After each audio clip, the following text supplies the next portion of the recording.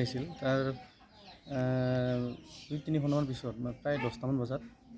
আমাৰ ঘৰৰ ওচৰৰে এটা গছৰ পৰা পৰিল তাৰমানে চৰাইটো হয়তো ধুমুহাতে কিবা আঘাত পালে নেকি তো উৰিব নোৱাৰে এনেকৈ পৰি পেলাই ৰৈ আছিল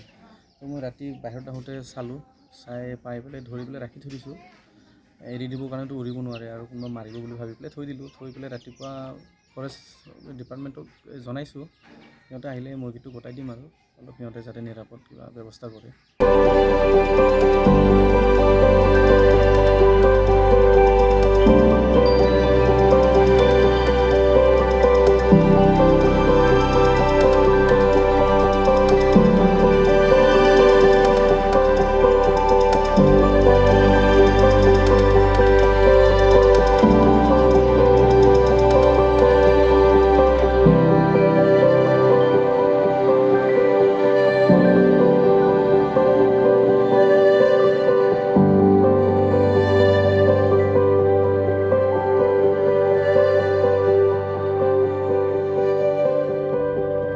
যিকোনো খবৰৰ বাবে যোগাযোগ কৰক